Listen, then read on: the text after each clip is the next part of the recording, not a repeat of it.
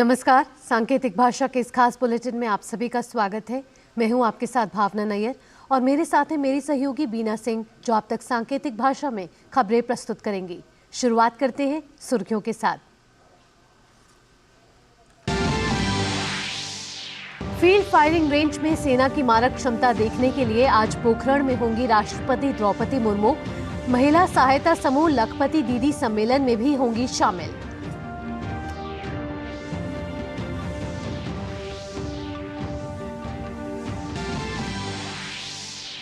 राष्ट्रीय पदाधिकारियों के साथ बीजेपी की बैठक का आज दूसरा दिन। पहले दिन प्रधानमंत्री मोदी की मौजूदगी में आगामी लोकसभा चुनाव से जुड़ी रणनीति पर हुई चर्चा।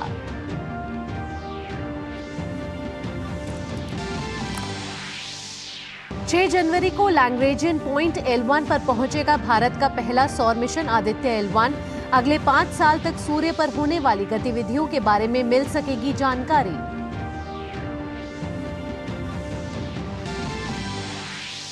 भारतीय यात्रियों को लेकर जा रहे विमान को फ्रांस में रोकने में 2 लोग हिरासत में लिए गए। भारत सरकार ने कहा, दूतावास की टीम मौके पर पहुंची।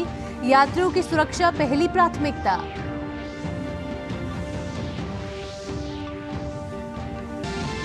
अंतर्राष्ट्रीय खबरों में संयुक्त राष्ट्र का गजा को और अधिक सहायता देने पर जोर, तो वहीं इजरायल ने गजा में अपनी जमीनी अभियान बढ़ाने के दिए संकेत।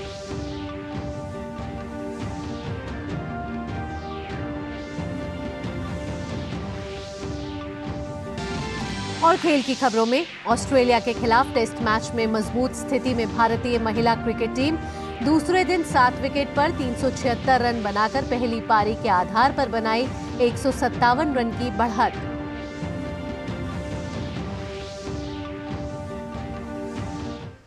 और अब खबरें विस्तार से। राष्ट्रपति द्रौपदी मुर्मू आज राजस्थान के दौर पर जैसलमेर में होंगी। यहां उनका बेहद विशेष कार्यक्रम है। पोखरण फील्ड फायरिंग रेंज में राष्ट्रपति मौजूद होंगी और इस दौरान वो सेना की मारक क्षमता का प्रदर्शन देखेंगी। इसके अलावा राष्ट्रपति महिला सहायता समूह की लखपति दीदी सम्मेलन में भी शिरकत करेंगी। कार्यक्रम में महिलाओं को सरकारी योजना का लाभ भी दिया जाएगा। इससे पहले राष्ट्रपति ने पश्चिम बंगाल और तेलंगाना के दौरे के दौरान कई कार्यक्रमों में भाग लिया था।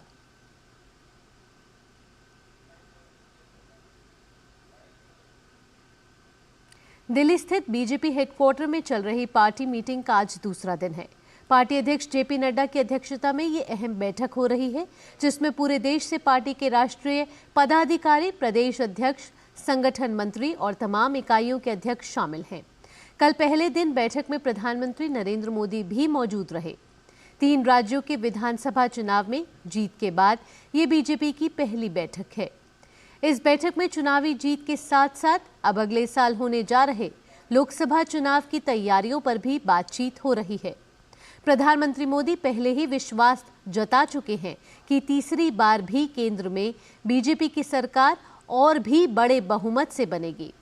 कहा जा रहा है कि इस 2 दिन की बैठक में कार्यकर्ता ये मंत्र लेकर निकलेंगे कि लोकसभा चुनाव से पहले केंद्र सरकार की योजनाओं, प्रचार प्रसार बेहतर हो। लोगों को पता चले कि मोदी सरकार देश में किस तरह से समाज के अंतिम व्यक्ति तक योजनाओं का लाभ पहुंचाना चाहती है। इसके अलावा चुनाव में संगठन की भूमिका पर भी चर्चा हो रही है।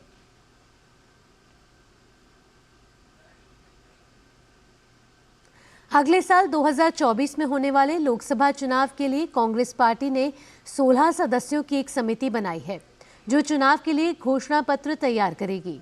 इस समिति का अध्यक्ष कांग्रेस के सीनियर नेता पी चिदम्बरम को बनाया गया है। छत्तीसगढ़ के उप मुख्यमंत्री रह चुके वरिष्ठ नेता टीएस सिंहदेव को कमेटी का संयोजक बनाया गया है। बाकी 14 सदस्यों में प्रियंका गांधी वाड्रा, कर्नाटक के मुख्यमंत्री सिद्धारमैया, आनंद शर्मा, जयराम रमेश, शशि थरूर, गई खंगम, गौरव गोगोई, प्रवीण चक्रवर्ती, इमरान प्रतापगढ़ी के राजू, ओमकार सिंह मरकाम, रंजीत रंजन, जिग्नेश मेवाड़ी और गुरदीप सप्पल शामिल हैं।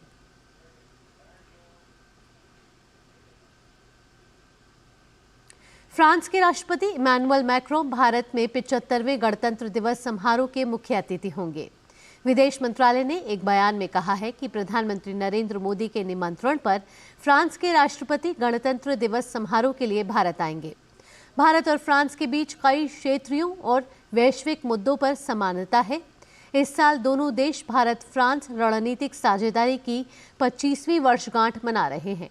प्रधानमंत्री मोदी इस साल 14 जुलाई को पेरिस में आयोजित बैस्टिल डे परेड में सम्मानित अतिथि थे। मैक्रोन ने प्रधानमंत्री नरेंद्र मोदी को गणतंत्र दिवस समारोह में निमंत्रण के लिए धन्यवाद दिया है। उन्होंने सोशल मीडिया एक्स पर कहा है कि मेरे प्रिय नरेंद्र मोदी को धन्यवाद।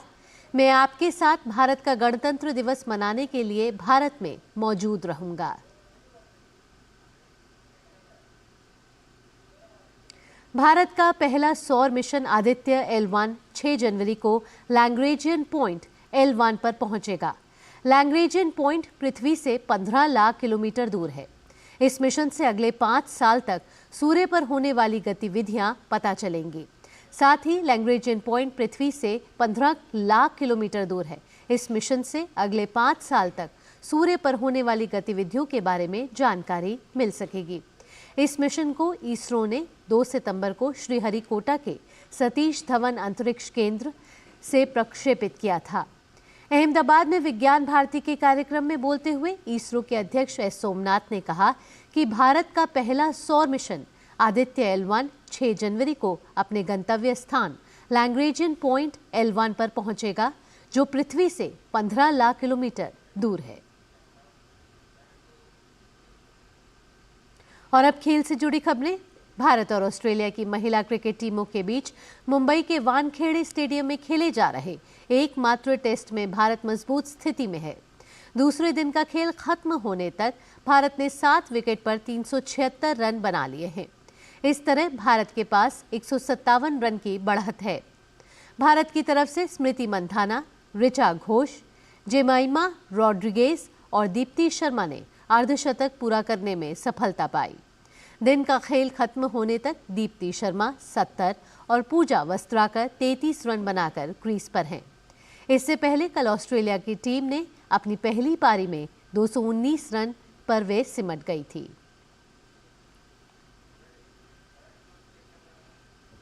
इंग्लिश क्लब मैनचेस्टर सिटी ने फीफा क्लब विश्व कप खिताब जीत लिया है। फाइनल में मेन सिटी में ब्राजील के फ्लूमेंस को 4-0 से हराने में वे सफलता पा चुके हैं। मेन सिटी ने आक्रामक शुरुआत करते हुए पहले ही मिनट में अल्वारेस के गोल की मदद से 1-0 की बढ़त बना ली। 27वें मिनट में ब्राजीलियन क्लब की तरफ से गलती से अपने ही गोल पोस्ट में गेंद पहुंचा देने में मेन सिटी की बढ़त 2-0 हो गई। दूसरे हाफ में फोडेन ने क्लब के लिए मैच का तीसरा गोल किया। मैच खत्म होने से कुछ देर पहले 58वें मिनट में अल्वारोज ने अपना दूसरा और टीम का चौथा गोल करके सिटी को खिताबी जीत दिला दी। ये पहला मौका है जब मेन सिटी ने फीफा क्लब विश्व कप का खिताब पाने में ये सफलता पाई है। वहीं इस साल 2023 में सिटी की ये 5वीं खिताबी जीत है। और अब अंतर्राष्ट्रीय खबरों की बात करते हैं। फ्रांस में एक विमान को रोका गया है। इस विमान में 303 यात्री सवार थे, जिनमें अधिकतर भारतीय मौजूद थे। रोमानियाई चार्टर कंपनी का यह विमान गुरुवार को दुबई से रवाना हुआ था। मामले में पूछताछ के लिए 2 लोगों को हिरासत में लिया गया है। विदेश मंत्रालय ने कहा है कि भारतीय दूतावास की टीम मौके पर पहुंच गई है और कॉन्सुलर एक्सेस हासिल कर लिया है। हम स्थिति की जांच कर रहे हैं। इसके साथ ही मंत्रालय ने कहा है कि यात्रियों की सुरक्षा हमारी पहली प्राथमिकता है।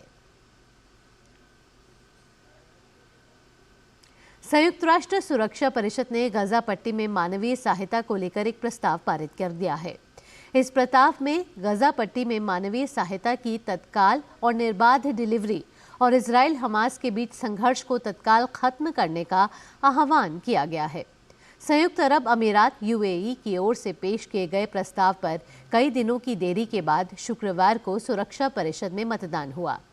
UNSC के कुल 15 सदस्यों देशों में से 13 ने प्रस्ताव के पक्ष में मतदान किया, जबकि अमेरिका और रूस ने मतदान से खुद को अलग रखा। UAE के प्रस्ताव में मांग की गई है कि संघर्ष में शामिल पक्ष पूरे गाजा पट्टी में फिलिस्तीन नागरिकों तक सीधे मानवीय सहायता की तत्काल, सुरक्षित और निर्बाध डिलीवरी की अनुमति दे और इसके लिए सुविधा प्रदान करे। साथ ही मानवीय सहायता तक सुरक्षित पहुंच के लिए तत्काल कदम उठाने का आह्वान किया गया है। प्रस्ताव में इजराइल हमास के बीच संघर्ष की स्थायी समाप्ति के लिए माहौल तैयार करने का भी आह्वान किया गया है। प्रस्ताव में संघर्ष में शामिल पक्षों में सीमा पार सहित पूरे गजा पट्टी के लिए सभी उपलब्ध मार्गों के उपयोग की अनुमति देने और सुविधा प्रदान करने की मांग की गई है।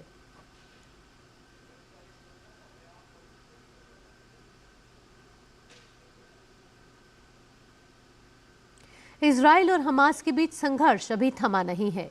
गजा पट्टी पर इजराइल के हमले जारी हैं। इस बीच इजराइल ने संयुक्त राष्ट्र की कड़ी आलोचना की है। संयुक्त राष्ट्र में इजराइल के राजदूत ने शुक्रवार को 7 अक्टूबर को हुए हमास हमले पर प्रतिक्रिया दी है। साथ ही गजा में मानवीय सहायता को बढ़ावा देने के लिए संयुक्त राष्ट्र सुरक्षा परिषद की आलोचना की है।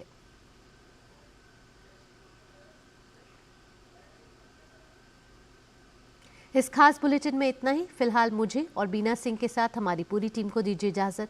नमस्कार।